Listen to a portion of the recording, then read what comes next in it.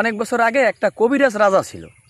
ওই রাজার স্পেশাল একটা পাওয়ার ছিল যে সে যে কোনো পাখি নিজের বশে আনতে পারত। একদিন সে রানীমারে কোলে নিয়ে ঘুমাই রয়েছে। রানীমা কইতাছে কি যে রাজামশাই আমার অদ্ভুত ধরনের একটা শখ জাগছে।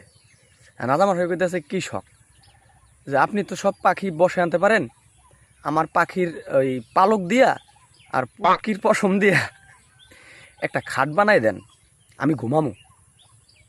হ্যাঁ, এখন রাজামশাই রাইগে যেয়ে কইতাছে কি হেই এটা হয় নাকি, এই কই একটা সুপার মারছে।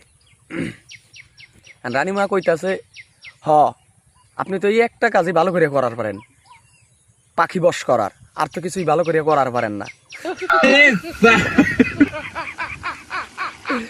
যাই হোক, এই কথা কওয়ার পরে রাজামশাই সব পাখিরে ডাক দিছে।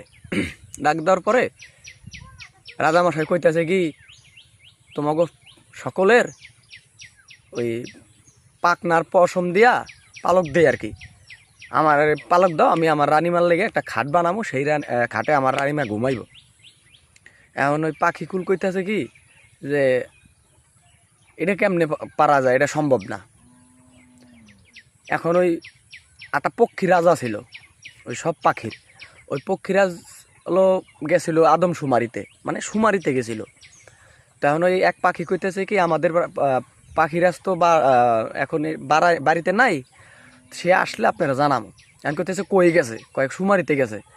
আর রাজামশাই কইতেছে তারে তরাতরি তলপ লাগাও, তাড়াতাড়ি বলো আমি ডাকতাছি। যাক, বেশ ভালো। এই কই রাজা আরে এই পাখিরাজ রে আপনার তলপ লাগাইছে, 5-7 দিন লাগবো আইতে। যাক, 5-7 দিন পরে আইছে।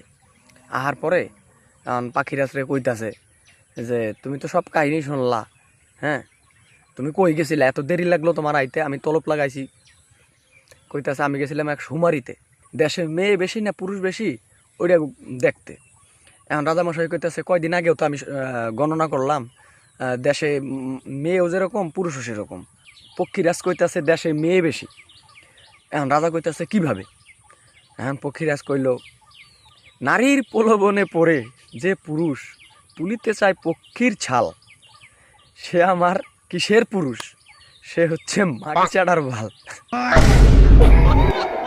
পক্ষীরাজ এই কথা কওয়ার লগে লগে রাজামশাই ওর কানের নিচে একটা চর মারল আর কইল যা, তোর মতো পক্ষীরাজ আমার লাগবে না।